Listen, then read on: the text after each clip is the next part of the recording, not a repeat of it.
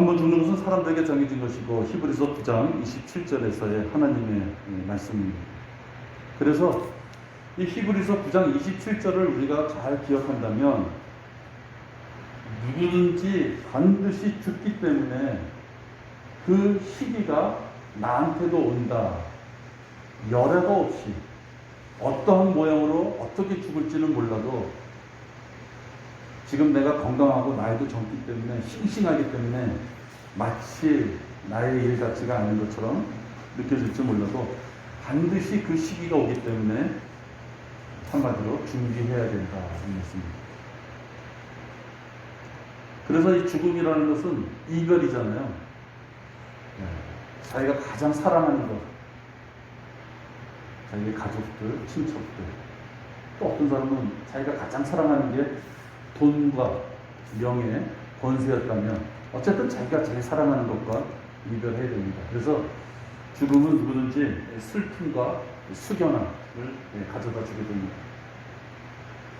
특히 한 집안의 가장, 할아버지, 아버지 이렇게 직계의 순간에 임종의 순간을 맞이하게 되면 더더구나 그 분위기가 엄숙해지는 것이 사실입니다.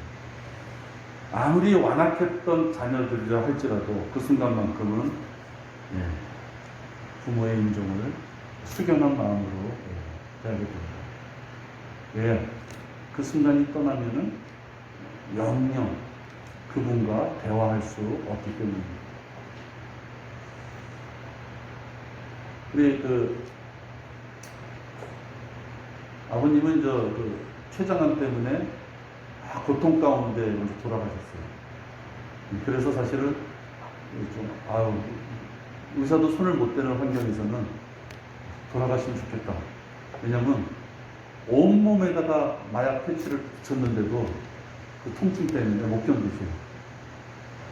아무런 방법도 없고. 근데 이제 어머니는 그러진 않으셨는데 금방까지도 1분 전까지만 해도 깜빡거리고 의사표시를 하셨던 분인데 금방이라도 다시 말씀을 하실 것 같은 그게 죽음이구나. 다시는 돌아오지 못하는 거구나.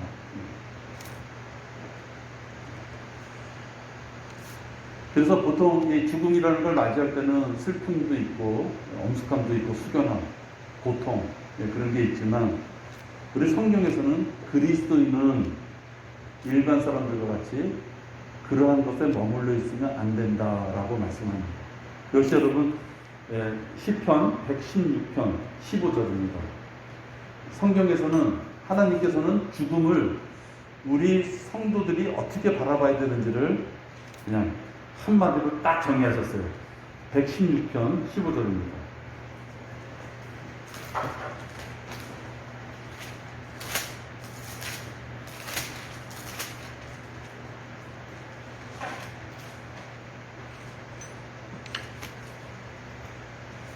여기 보면요, 주의 성도들의 죽음은 주께서 보시기에 값진 것이로다.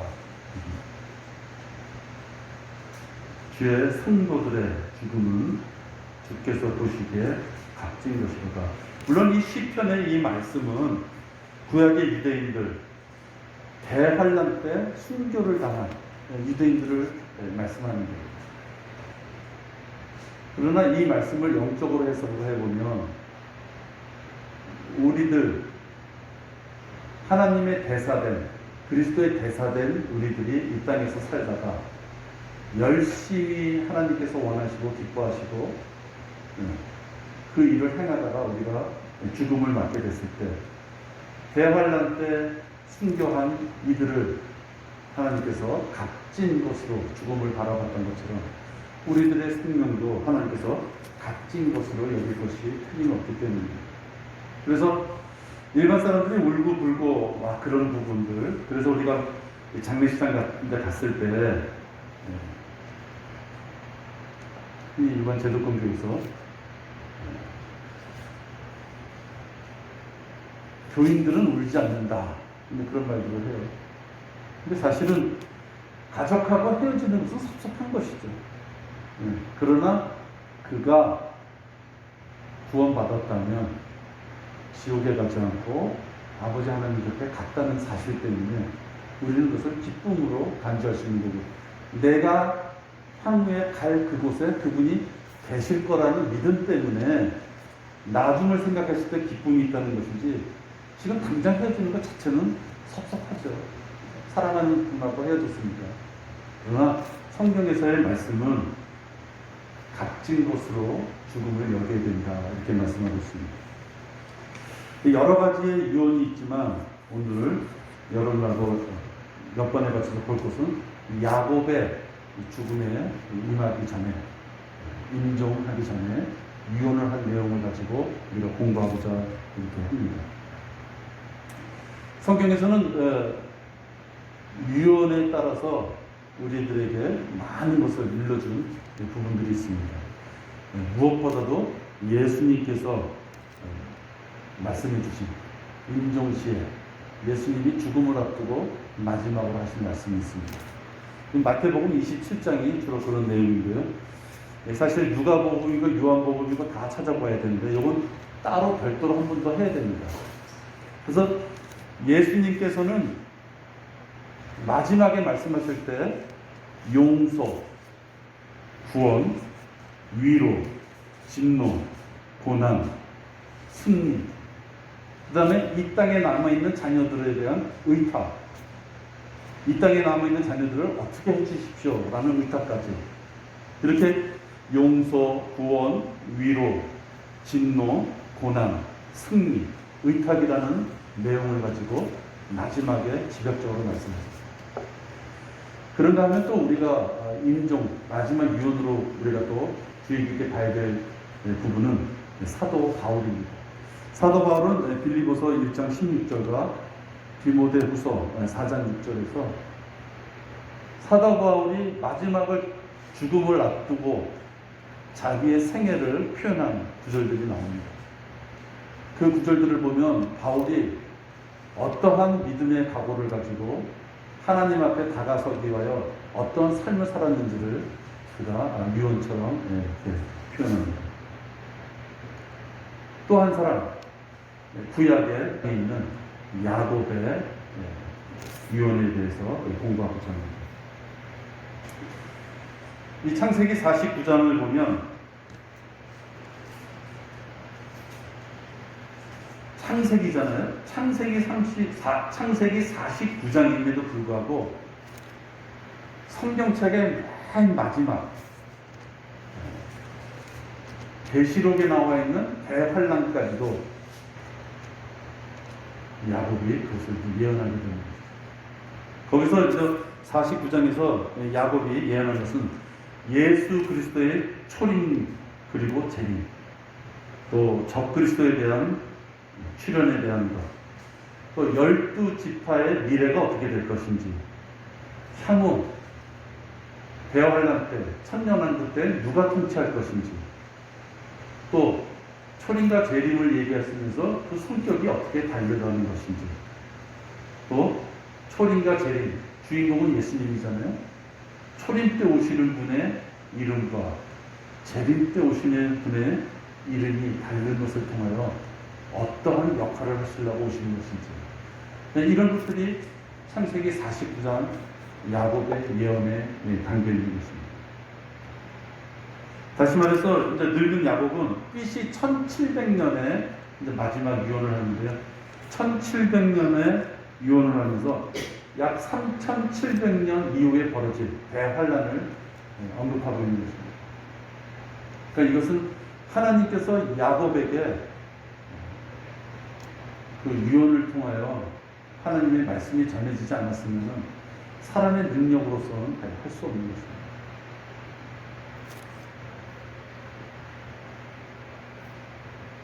여러분 잘 알다시피 야곱은 찬탈자다, 침략자다, 이러한 의미가 있는 이름을 가졌던 자입니다. 하나님께서는 인간의 어떠한 속성으로 봤을 때는 못돼 먹은 사람이네, 아버지를 속이고 자기 형을 속이고, 우리 장자권 할 때 많이 봤잖아요. 그러한 야곱을 통해서 3700년 이후에 벌어질 교회 시대의 초림, 대환란의 재림, 그 시기를 12지파인 자기 아들들에게 전해주고 있는 것입니다. 여기서 우리가 한번 생각해 봐야 될 것은 하나님께서는 사람으로 생각에는 야, 저 사람 훌륭하고 저 사람 인격이 좋고 저 사람 봉사도 많이 하고 저런 사람 쓰실 거야 라는 거 하죠.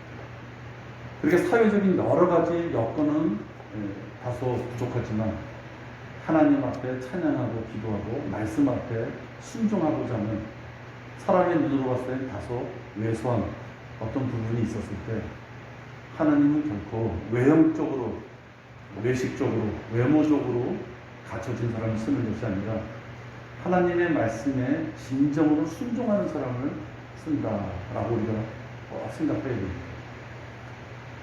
야곱은 꾀를 쓰고 잔머리를 많이 굴리는 그러한 존재였지만 하나님의 장자권을, 하나님이 주시는 복을 사모했던 자입니다. 하나님께서는 그 방법과 그 과정은 잘못된 걸 아셔서 거기에 따른 징계는 주셔요. 그러나 그가 하나님께서 주시고자 약속하셨던 것을 사모할 줄 아는 자였고 에서는 그렇지 못했기 때문에 그 두 사람이 하나님 앞에 서는 모습이 달라졌던 것이죠. 자, 다시 말해서 창세기 49장에 있는 야곱의 말씀들은 위대한 예언을 담고 있는 그러한 말씀입니다. 우리 49장 1절을 한번 먼저 보실까요? 1절.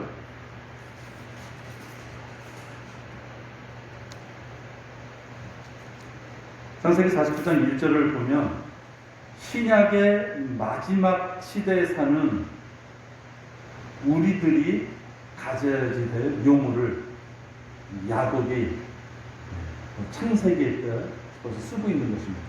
보면 뭐냐면 야곱이 자기 아들들을 불러 말하기를 너희는 다 함께 모이라 마지막 날들에 너에게 닥칠 일을 내가 너희에게 말하노라. 여러분 성경에서의 마지막은 이런 뜻이 있죠. 새로운 시대가 시작되기 바로 전이 마지막입니다. 그죠? 무엇인가 새로 시작이 돼. 그 새로 시작이 됐다는 어떤 기점을 딱 잡는다면 새로 시작이 되기 바로 전이 마지막이에요. 근데 성경에서는 마지막 그러면은 몇 군데 의미가 있지만 우리가 중요하게 생각하는 마지막 날은 무엇이냐? 하나님이 이 땅의 통치자로 오시는 순간, 그것은 천년왕국이에요.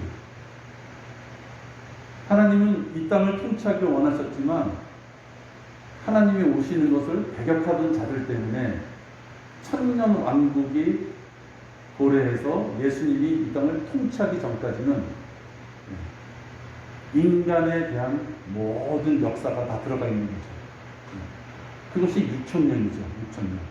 그러니까 성경에서 마지막은 주로 어디를 얘기하느냐? 대환란을 얘기하는 거예요. 그러니까는 어떤 경륜의 마지막 날, 여러 가지가 있죠. 우리 경륜 많이 배웠잖아요. 교회 시대의 마지막. 교회 시대의 마지막은 대환란을 의미하는 거예요. 그러고서 또 대환란 중에서도의 어떤 마지막, 그러면은 예수님이 대환란이 7년인데 3년 반은 평화의 시대고 3년 반이 그야말로 극한 고통의 시간이잖아요.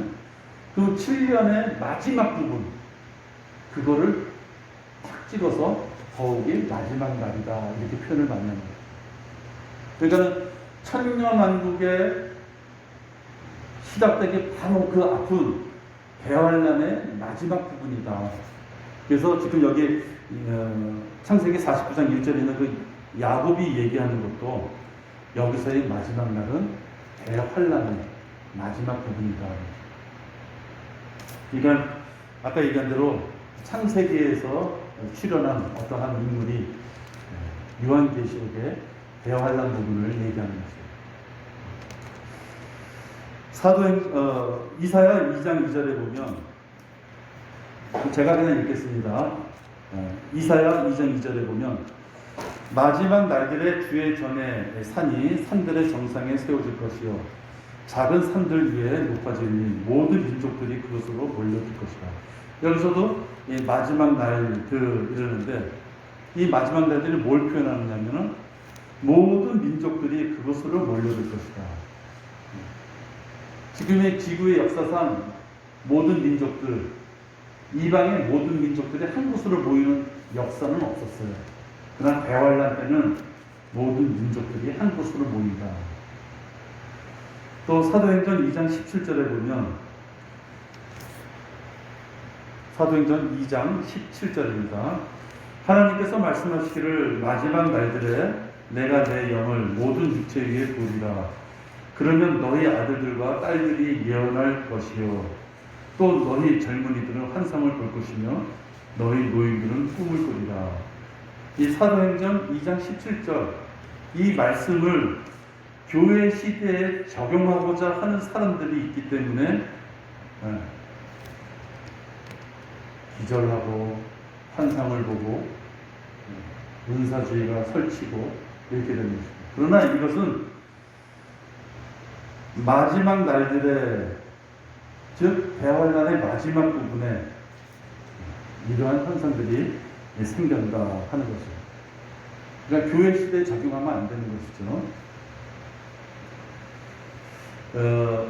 요번에 그 LA 교회 그 형제분들을 마곡에서 이렇게 태워가지고 공연에 가는데요.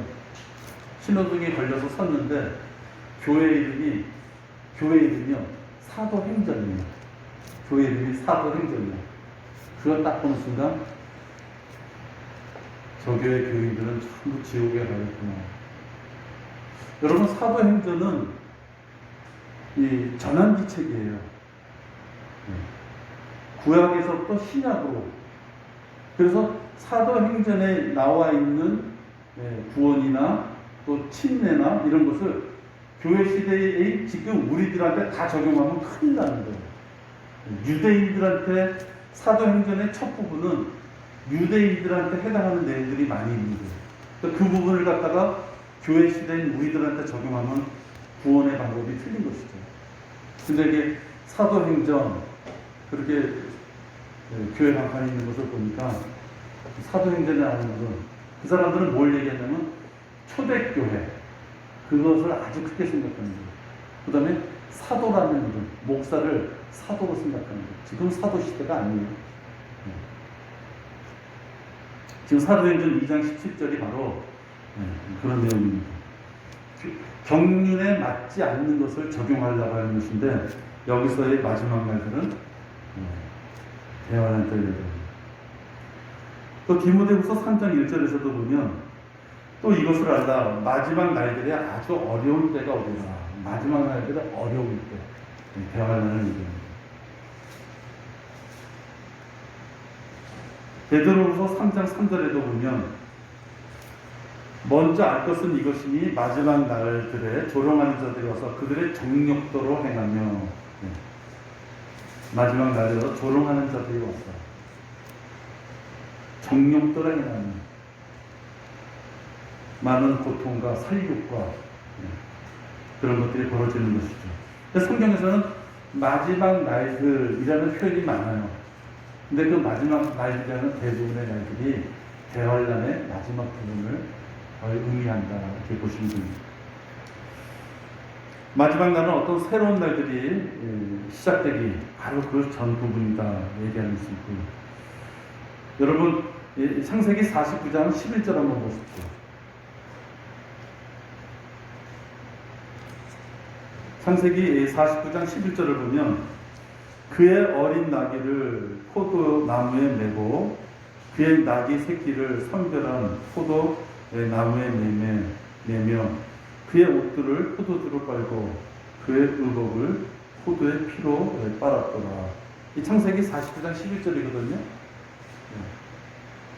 이 한 구절에서 지금 야곱은 예수님의 초림과 재림을 같이 얘기하고 있는 거예요.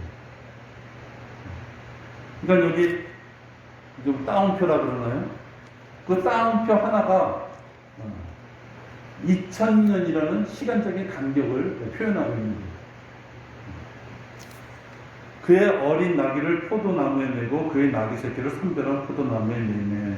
이것은 초림을 얘기해요. 예수님이 예루살렘에 입성했을 때 나귀 새끼를 사고 왔잖아요. 그 부분을 얘기하는 거예요. 그 다음에 뒷부분. 그의 옷들을 포도주로 빨고 그의 의복을 포도의 피로 빨았더라. 이 땅에 흰말을 타고 오셔서 악한 무리들을 다 죽음에 처단하실 때 그 흘리는 피, 그 포도나무, 포도즙에 비유하고 있어요. 그래서 창세기 49장 11절의 앞부분은 초림을 얘기하고 뒷부분은 재림을 얘기한다.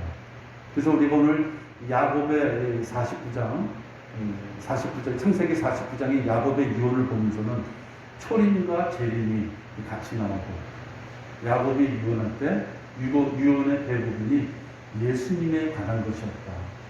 얼마나 위대한 것입니까? 사람의 생각으로서는 이 부분을 얘기할 수 없는 것이에요. 하나님께서 이 야곱을 통하여 우리들에게 하나님의 계획을 이루어주셨다, 이렇게 볼 수 있습니다. 우리 다음 주에는 더 이어서 그 말씀 나누겠습니다. 잠시 기도하겠습니다.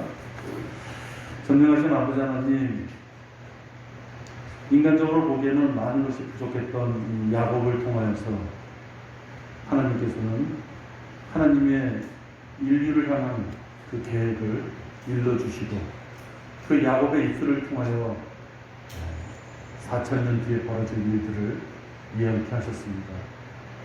또 우리는 그것을 성경의 말씀으로 이렇게 저희들은 보고 또 공부할 수 있고, 향후에 교회 시대가 끝나고 나서 어떤 시대가 이 땅에 도래할지, 그럴 순간에 저희들은 어떠한 또 위치에 있을지 우리들은 바라보게 됩니다. 아버지 하나님, 무지한 저희들 단 1분, 단 1초 앞을 내다보지 못하는 저희들이지만 향후에 영혼을 저희들한테 보여주시고 그 믿음 가운데 저희들을 살아갈 수 있도록 인도하심을 감사를 드립니다. 아버지 하나님, 날씨가 무척 덥고 또 비로 인하여 습기도 많습니다.